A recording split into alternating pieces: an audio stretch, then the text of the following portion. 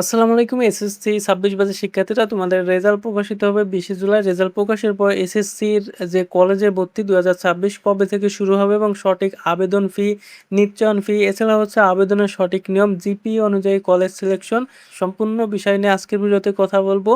তো তোমরা দেখো, তোমাদের হচ্ছে ভর্তি যে প্রক্রিয়াটা ২০২৬ সালের একাদশ শ্রেণীতে আবেদনের গুরুত্বপূর্ণ সময়সীমা, ভর্তি ফি এবং আবেদনের প্রয়োজন যে শর্তাবলী রয়েছে তার ভিতর তোমাদের আবেদনটা শুরু হবে ৩০শে জুলাই থেকে এবং ১৫ আগস্ট পর্যন্ত হচ্ছে আবেদনটা চলবে। এটা আবেদন করতে হবে হচ্ছে exiclassadmission.gov.bd পোর্টাল থেকে এবং আসন নিশ্চয়নের ক্ষেত্রে তোমাদের ৩৩৫ টাকা করে ফি দিতে হবে। মেধা তালিকা প্রকাশের পর মনোনীত কলেজের আসন কনফার্ম করার জন্য ৩৩৫ টাকা ফি মোবাইল ব্যাংকিংয়ের মাধ্যমে হচ্ছে দিতে হবে।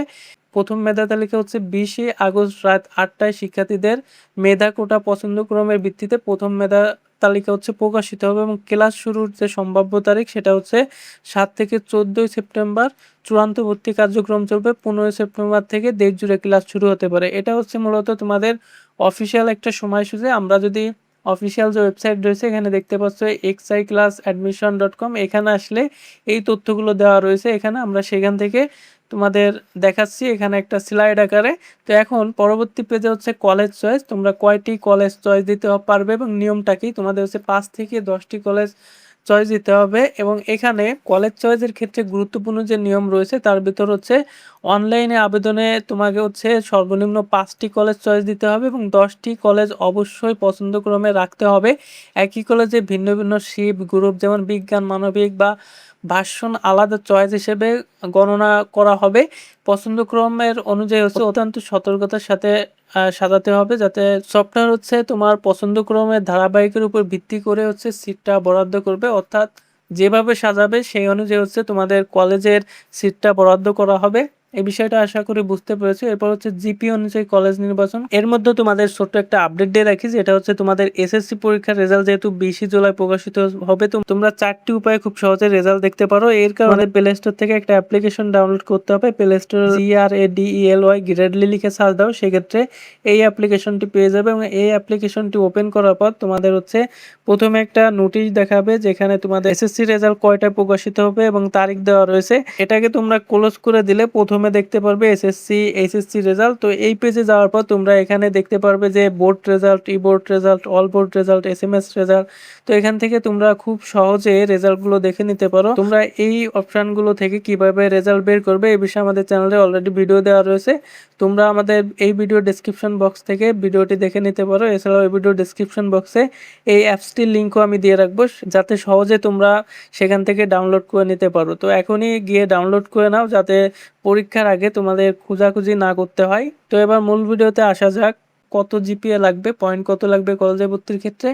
সাধারণত হচ্ছে 3টি চয়েসে দেশের নামকরা যে শীর্ষ কলেজগুলো রয়েছে সেগুলোর জন্য তোমাদের জিপিএ 5 লাগবে। তার ভিতর নটরডাম, বিকারুন্নেসা, রাজুক ইত্যাদি আরও অনেক বড় বড় কলেজ রয়েছে যেগুলোতে জিপিএ 5 ছাড়া হচ্ছে ভর্তি হওয়া সম্ভবই না প্রায়। তবে 100% নিরাপত্তার জন্য তালিকায় অবশ্যই তোমাদের হচ্ছে নিজ জেলা বা এলাকার 3টি সরকারি কলেজ যুক্ত করবে, যাতে আসন খালি থাকা সাপেক্ষ হচ্ছে তোমরা প্রথম ধাপে চান্সটা নিশ্চিত করতে পারো।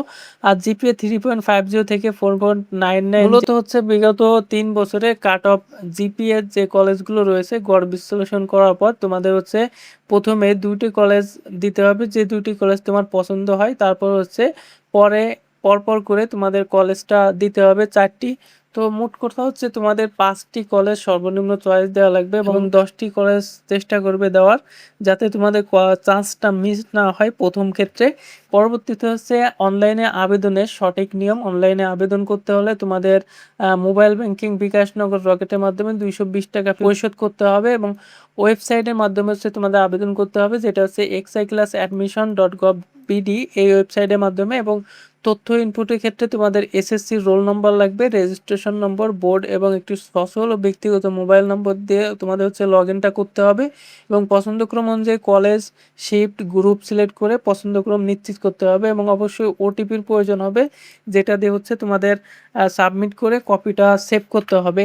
মেধা তালিকা ও আসন নিশ্চয়নের ক্ষেত্রে প্রথম মেধা তালিকা প্রকাশ, ফলাফল প্রকাশের পর মনোনীত কলেজের নাম এবং একটি গোপনীয় সিকিউরিটি কোড তোমার হচ্ছে মোবাইল নম্বরে দেওয়া হবে এবং কলেজ নিশ্চয়ন ফি হচ্ছে ৩৩৫ টাকা, যেটা বিগত বছরগুলোতেও রাখা হয়েছিল, এবং মোবাইল ব্যাংকিংয়ের মাধ্যমে যেটা তোমাদেরকে হচ্ছে আসন নিশ্চয়নের জন্য দিতে হবে। অটো মাইগ্রেশনের সুবিধা, অটো মাইগ্রেশনটা কি, যদি তোমরা আসন নিশ্চিত করো সেক্ষেত্রে অটো মাইগ্রেশনটা চালু হবে। এর মাধ্যমে তোমার উপরের দিকে যে কলেজগুলো চয়েস দিবে সেই কলেজে হচ্ছে ভর্তির সুযোগ থাকবে। পরবর্তীতে হচ্ছে বিভিন্ন এলাকার ফি রয়েছে, কোন এলাকায় কত টাকা ফি। এখানে এমপিওভুক্ত কলেজে হচ্ছে ঢাকা মেট্রোপলিটন এলাকায় ৫,০০০ টাকা, অন্যান্য মেট্রোপলিটন এলাকায় ৩,০০০ টাকা, জেলা সদরে ২,০০০ টাকা, আর গ্রামীণ এলাকায় হচ্ছে সর্বোচ্চ ১৫০০ টাকা। আর নন এমপিও বাংলা মাধ্যম যেগুলো ৭,৫০০, ৫,০০০, ৩,০০০, ২,৫০০, এবং নন এমপিও ইংরেজি মাধ্যম যেগুলো এগুলো হচ্ছে একটু ফি বেশি, এখানে ফির তালিকাগুলো দেওয়া রয়েছে। এখন তোমাদের এই হচ্ছে মূলত ভিডিও।